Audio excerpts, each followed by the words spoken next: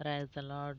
ప్రియ దేవుని బిడలారా, మరి ఉదయకాల సమయంలో మేల్కొన్నారా? మేల్కొన్నట్లయితే ఈరోజు మన కొరకు ఏర్పాటు చేయబడిన దేవుని వాగ్దానము, యెహోవా నన్ను పరిశీలించము, నన్ను పరీక్షించుము, నా అంతర్యములను, నా హృదయమును పరిశోధించుము. కీర్తనలు 26 మరి యోబు గారి జీవితంలో ఎన్నో కష్టాలు, ఆయనకు శోధనలు, ఆయన శరీరమంతా గాయములతో ఆయన శోధించబడ్డాడు. కానీ దేవుడు పరీక్షిస్తాడు, ఆయన పరిశీలిస్తాడు, హృదయమును పరిశోధిస్తాడు. 3 విధములుగా యోబు గారు ఎంతగానో శోధించబడినప్పటికీ ఆయన విశ్వాసాన్ని కోల్పోలేదు. యెహోవా అతనిని పరీక్షించాడు, విశ్వాసంలో పరీక్షించాడు. పరీక్షించినప్పటికీ కూడా యోబు ఏమాత్రమును తొలగిపోలేదు.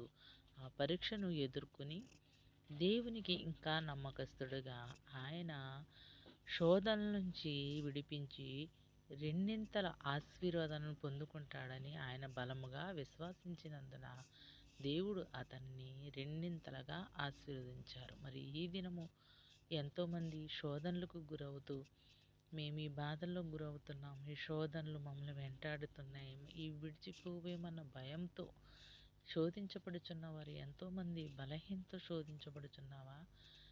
శోధనల చేత, ఇబ్బందుల చేత బాధపడుతున్నావా? భయపడవద్దు. యోబు గారిని ఆశీర్వదించిన దేవుడు నిన్ను కూడా ఈ దినమున ఆశీర్వదించబోతున్నాడు. ఏ బలహీనత అయినా ఆయన నిన్ను పరీక్షిస్తే, ఆయన నిన్ను పరిశోధించాలి అనుకుంటే ఎటువంటి బలహీనత ఇచ్చైనా సరే నిన్ను పరిశోధిస్తాడు.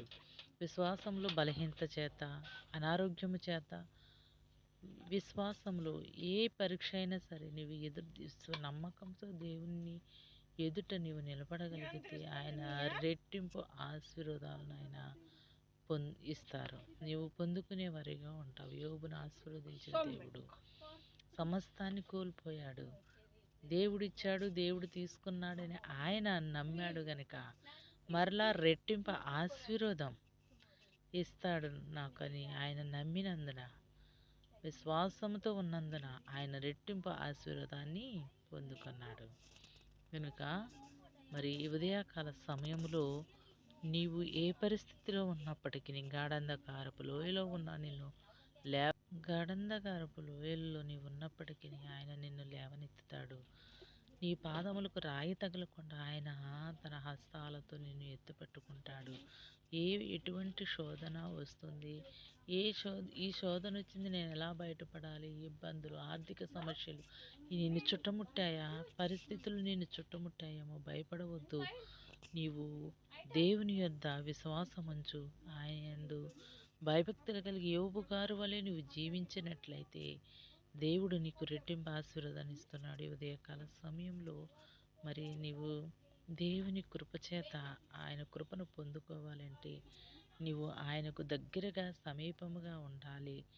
ఉదయకాల సమయంలో నీ యొక్క ప్రతి సమస్యను ఆయన పాదాల చెంత పెట్టి యోబు గారు వలె నీవు ఆయనను మహిమపరచగలిగితే నీ కుటుంబము రెట్టింపు ఆశీర్వాదాలతో దేవుడు నిన్ను ఆశీర్వదించునుగాక. ఆమేన్, ఆమేన్.